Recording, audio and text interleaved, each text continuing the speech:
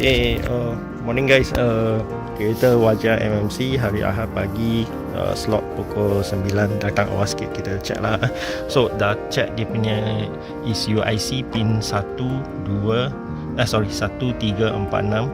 So dia plus minus semua 494 atau 493 macam tu. So kira sehat lah. Alright, jatuh dah. Okay, sekarang ni masalah dia on kunci start kereta, dia timing tinggi turun. So kita nak check dulu, kemungkinan besar step motor issue. Okay, kita check dia punya data stream. So sekarang ni dah start dia punya kereta, temperature dah actually dah optimum, more than 85 dah. Tapi PM tinggi sangat. Tadi ada tutup dia punya biskut sampai habis, dia masih tinggi. So tanya owner kata pernah cuci throttle body, takut celah-celah throttle plate tu dah tembus cahaya, bocor angin di situ dah. So kita cuba try dulu, tengok macam mana. Alright. Okay, kita dah ganti dia punya step motor. Dia tak gerak ni. On aircon, dia punya step sudah sampai 110 tapi RPM rendah saja. So I suspect ni rosak, I dah ganti. So lepas tu dah masuk Evo 9 version, cabut bateri, buat reset. Alright, macam biasa kunci 3 kali, lepas tu start, tengok macam mana, and buat dia punya base timing setting. Alright.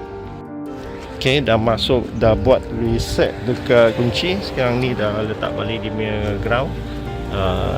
Sekarang ni nak on kunci, tengok stepper motor bunyi tak ya. On kunci dulu.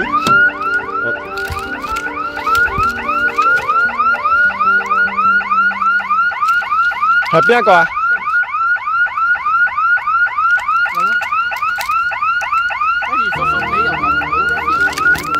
Mau mantai.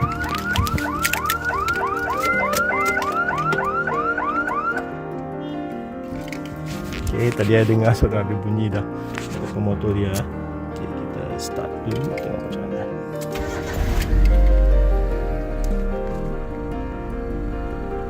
Okay, dia ada rendah, cantik. Nanti baru kita set dia base timing. Alright. Cantik. Okay, sekarang lebih dah jadi lebih normal dengan sihat lah. Dia tak gila macam tadi, timing tinggi sangat. Sebab dia stepper motor dia dah jam. Okay. Sekarang ni nak tunggu dia panas sampai optimum. End clip sebab pakai donker donker scanner tools. Alright, dia akan klik.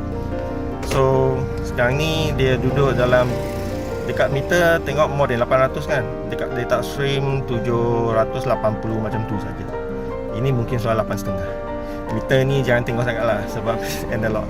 Kita tengok data stream, cucuk scan, scanner ni masuk ECU, tengok di data stream lagi tepat. Right, sekarang tunggu dia panas, lepas tu buat dia base timing setting. Okay, kereta ni dah siap. Kita dah pergi test drive, smooth, tak ada masalah. Sekarang ni on aircon, walaupun nampak dia tinggi kan, dekat data stream RPM baru 8.5 saja. Okay, kita boleh off aircon. Okay, dia akan pergi ke base timing kita set lah. Base timing pun around 800, 812 macam tu. Okay, so kita boleh on kan balik aircon. Dia akan nampak dia tak beza banyak, dia duduk dekat situ. Cantik lah. Lepas tu kita masuk gear kan, you akan nampak dia drop tapi dia standard. Masuk gear, dia duduk RPM 718 dengan 687 RPM. Okay, reverse. Okay, tak ada tekan brake. Okay, so dia ada di, kalau dia tengok data stream, berada di 687 718. Okay, kita pergi ke D.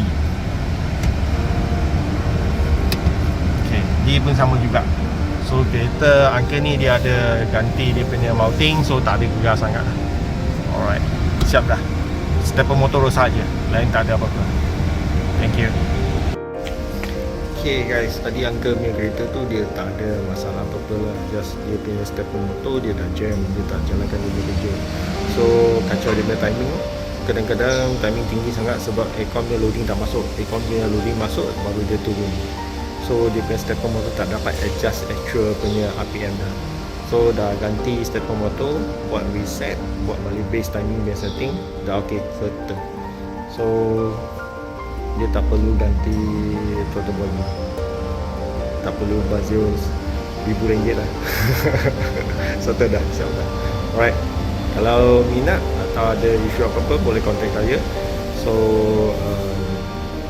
dekat video ni akan berada di dalam YouTube, so you just comment, okay, leave me a message, then I akan contact you balik. Okay, thank you.